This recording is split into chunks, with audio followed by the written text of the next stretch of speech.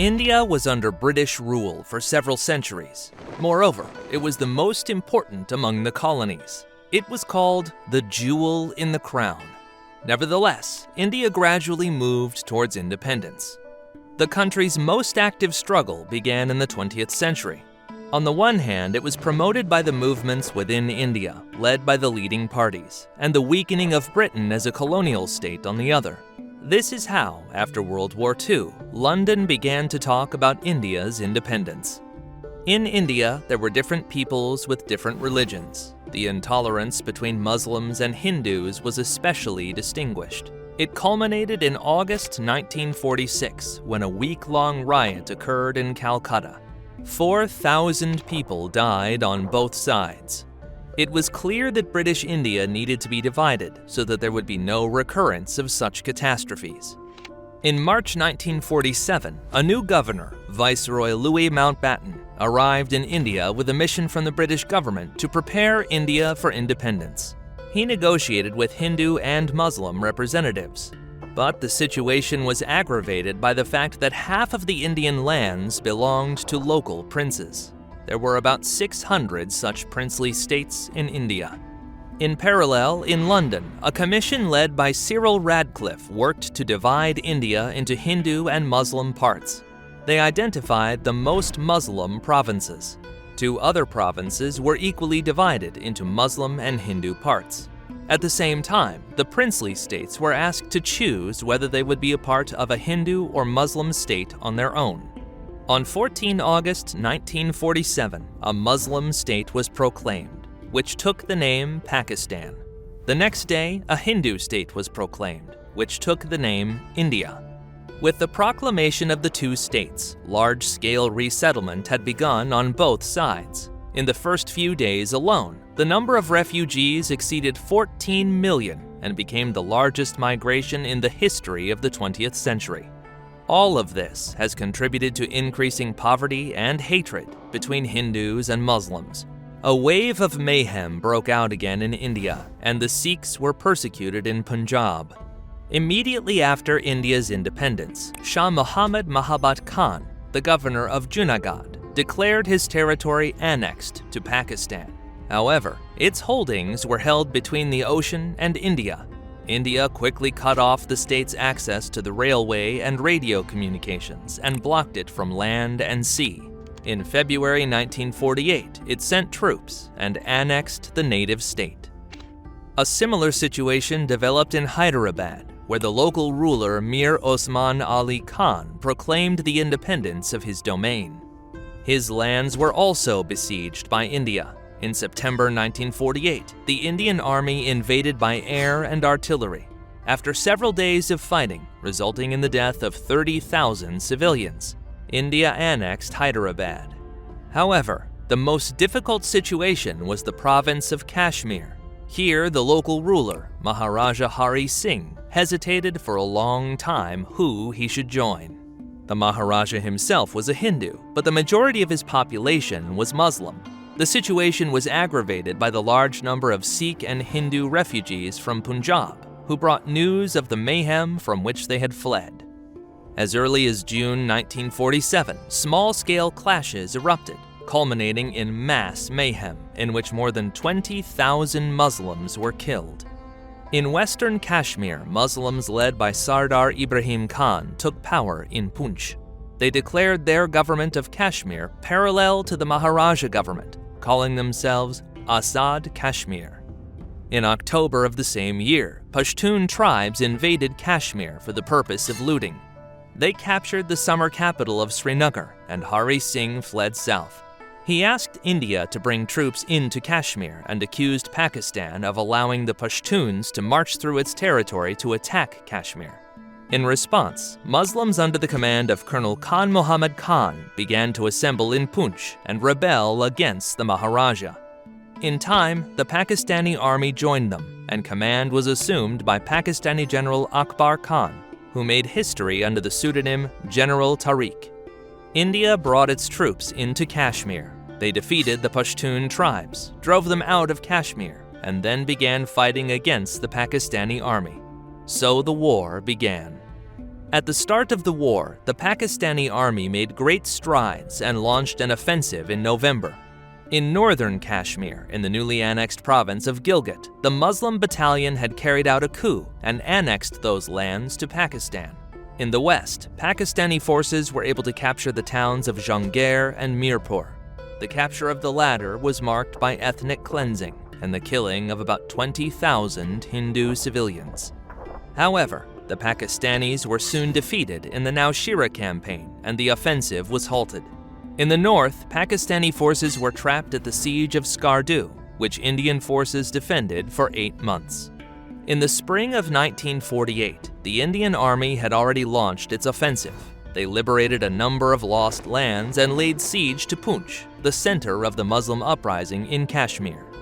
By the end of 1948, it was clear that the war was at an impasse, and neither side was more successful. Negotiations began, and on 1 January 1949, a ceasefire was agreed upon.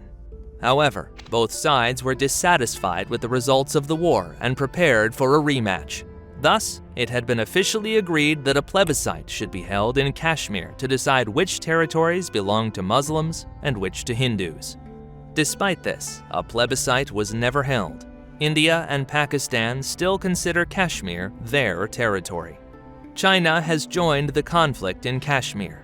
In 1962, it seized a strip of frontier land, Aksai Chin, in Kashmir, claiming that the land had been unfairly taken by the British from the Qing Empire. Pakistan had responded by recognizing those territories as Chinese, thus wishing to harm India. Ever since, China has been Pakistan's main ally. A new conflict between India and Pakistan occurred in the Thar Desert. The boundary here was not clear, and no one cared about these lands until in 1964 oil was found in the Rann of Kutch Desert region. India immediately deployed its border troops here, and Pakistan began to prepare an attack. In April 1965, the Pakistani army, using tanks and artillery, launched what went down in history as Operation Desert Hawk. India was unprepared for war in the region, so retreated and officially transferred some of the land to Pakistan. Confident of victory, Pakistan launched a Gibraltar operation to seize Kashmir in August of that year. It was a covert operation to infiltrate Pakistani commandos into Kashmir for the purpose of sabotage. More than 20,000 soldiers crossed the mountain passes. They pretended to be Kashmiri rebels fighting for the annexation of Kashmir to Pakistan. India had to withdraw troops from the confrontation line, which were able to defeat Pakistani saboteurs a month later. After this, Pakistan officially declared the Second War against India. Pakistani forces planned to occupy the town of Annur, which would open the way for them through the mountains to Kashmir, so they dispatched considerable forces there and launched Operation Grand Slam to capture the city. However, after a month of fighting, the Pakistani troops were unable to move forward. In addition, India gathered troops on the border with Pakistan and launched an offensive on Lahore, which lasted during September 1965. The Indian Army was unable to capture the city, although it occupied some Pakistani lands. The Pakistani army decided to flank the Indians and invaded the Thar Desert, where it also failed to reach its objectives and enter the rear of the Indian army. This led to the signing of a truce on 20 September and the return of countries to their previous positions. The new war between India and Pakistan came because of the internal conflict in Pakistan. Pakistan was divided into the western, comprising 4 main provinces, and the eastern, which represented one province of the same name, historic Bengal. However, one eastern region had a larger population than all the provinces combined. The bulk of the population were Bengalis, who had been harassed by the Pakistani authorities. In 1970, the Bengali party, the Awami League, won the elections in Pakistan. Its leader was supposed to lead the Pakistani government, but Pakistani President Yahya Khan refused to recognize the Awami League's victory. In late 1970, the situation was exacerbated by Bola cyclone, which caused the death of more than 300,000 people and left several million more homeless. The Pakistani government was slow to help the victims, and this only increased tensions. In March 1971, demonstrations began in Dhaka, and in response, Pakistan declared military Operation Searchlight to suppress protests. Government forces under the command of General Amir Abdullah Khan Niazi entered eastern Pakistan. This was accompanied by ethnic cleansing, which resulted in the death of 300,000 Bengalis. In response, the Bengalis, with the participation of India, formed combat units and started a guerrilla war. The Bengal government fled to Mujibnagar on the border with India, where, under the protection of Indian troops, it declares Bangladeshi independence. It was clear that everything led to war between India and Pakistan. Therefore, preparations began on both sides. The war began on 3 December with an attack by Pakistani aircraft on Indian airports. The plan to destroy all the Indian Air Force in one attack failed, and India soon began bombing Pakistan. The Indian Army also sent about 250,000 soldiers to assist the Bengalis. The Indian Navy blockaded East Pakistan from the sea, isolating the Pakistani forces. Unable to confront the superior forces, under the attacks of the allied forces of India and Bengal, Pakistani soldiers retreated to Dhaka, where they were surrounded.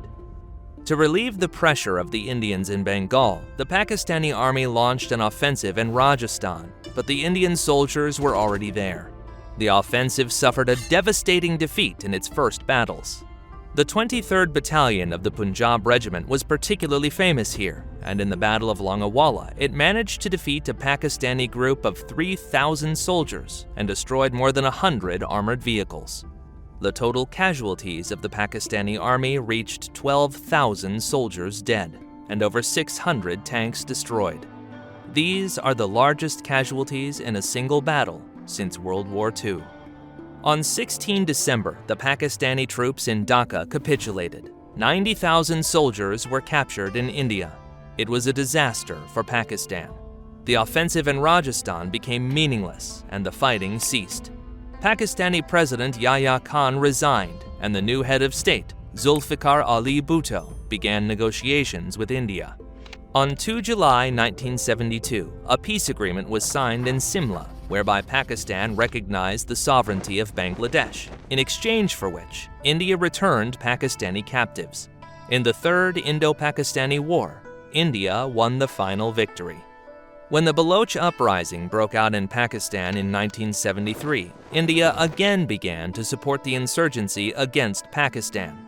Although the rebellion lasted 5 years, Pakistani General Rahimuddin Khan was able to defeat the rebels, partly by force and partly by negotiation.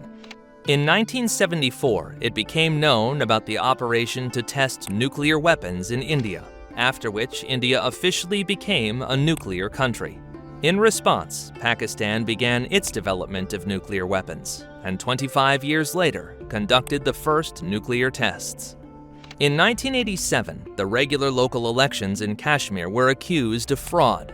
Because of them, the Muslim population of Kashmir has started a new uprising. India brought troops into the region, which in turn caused another conflict between Pakistan and India. Both countries have mobilized and pulled almost 1 million soldiers to the borders, but negotiations have resolved the conflict. Early elections were held in Kashmir in 1989. As a result, India has abolished parliamentary government in Kashmir, and all power has been transferred to a governor who would be appointed in Delhi. The confrontation again began in 1999 when Pakistani special forces under the guise of Kashmiri rebels tried to capture Kargil, but this was the beginning of a new war. As the city is located among the Himalayan mountains, the fighting was carried out by the commandos of the special forces, which went through mountaineering training. This war became the highest in human history, and the Indians were able to defeat Pakistani forces again. In 2001, radical Islamists launched an attack on the Indian parliament, killing 6 guards. In response, India and Pakistan again mobilized and began pushing troops to the borders.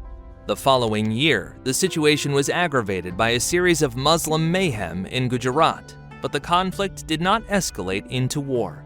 In 2008, the terrorist attacks in Mumbai killed almost 200 people, and history repeated itself. The conflict between India and Pakistan persists to this day. Kashmir remains a controversial territory. Mayhem, terrorist acts, and rebellions are still common today. And the threat of war between these states does not disappear.